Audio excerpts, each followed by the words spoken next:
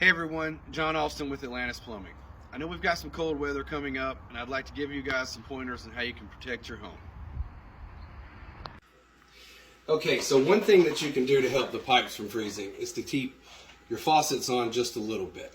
So I recommend turning them on just to where they're just above a steady flow, and that way some of the pipes will the water will stay moving in the pipes, and that will help prevent freezing. You should probably do this to all faucets throughout the house.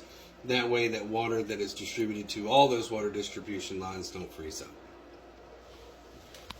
Another thing you should do as a precaution is to turn the water source off to your outside hose bibs.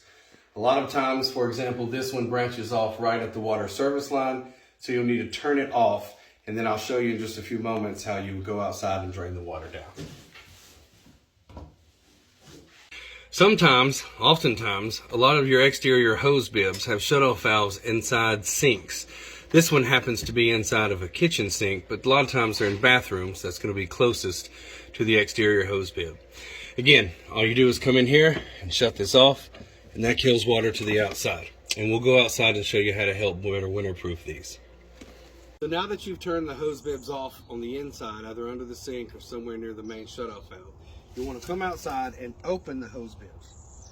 What this does is it allows any water that's in there to drain, and should the water freeze and expand, it'll have a way to go and travel out, and it'll come outside this hose bib rather than busting the pipe on the inside. If you can't find the shutoffs for your exterior hose bibs, or if you just like to double down on protection, I recommend going with an option like this. If they have to be sold out at the stores or you don't have one, you may rig one up with a towel that you have at home. Simply wrap it around the hose bib and secure it so that it doesn't come off. If it's raining or you have any other precipitation, you may want to put a plastic bag over it. Getting it wet will do it no justice, and keeping the wind off it will definitely help from the temperature dropping. Also, if you guys have an outdoor kitchen or outdoor living space, you also want to turn the water off to this area and drain down the water as well. This will help protect your investment and keep everything safe. Another quick thing I want to remind you about is to be sure and close your garage doors. This will help protect the pipes and keep the house warmer. Now, if you should have a pipe burst and you do have a water leak, the very first thing that you should do is find the water shutoff for your house. This is a whole house shutoff, and this is a ball valve. What you want to do is you just want to turn this like this, and that way it'll isolate the water from between this point to the meter in the front yard. If you have a ball valve, you would just do a half turn like this. If you have a gate valve, which looks like a water hose spigot, you'll just turn it to the right. Remember, righty-tighty, lefty-loosey. All right, so in the unfortunate event that you do have a pipe freeze and break in your house, and you can't find the whole house shut off on the inside or crawl space to turn the water off, you'll need to find your water meter. So right here at this particular house, we've got an AT&T fiber box, we have the domestic water meter, and we've got a sprinkler box.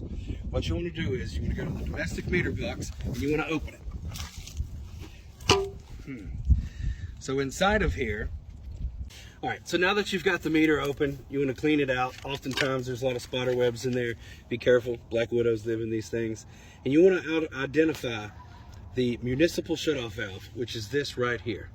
And what you'll want to do is you'll want to turn to where these two keys are lined up with one another, or that this right here is perpendicular to the pipe. I'm going to go turn this off to show you all how to do it.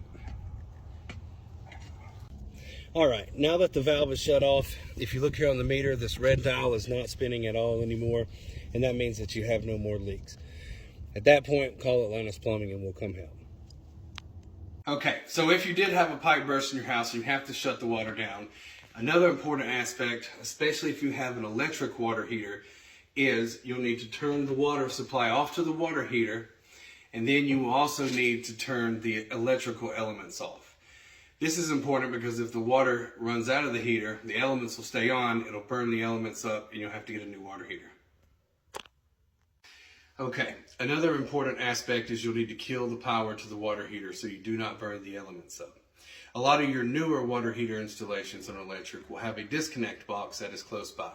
As you can see, this one right here goes straight into the wall, so we'll have to find the breaker in the breaker panel and turn this off.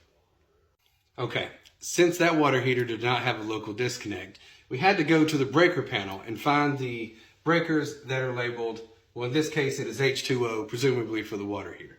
So all you would need to do is shut these off, and that'll prevent your elements from getting burned. I hope you all have found this helpful, and if there's anything we can do to help, please let us know.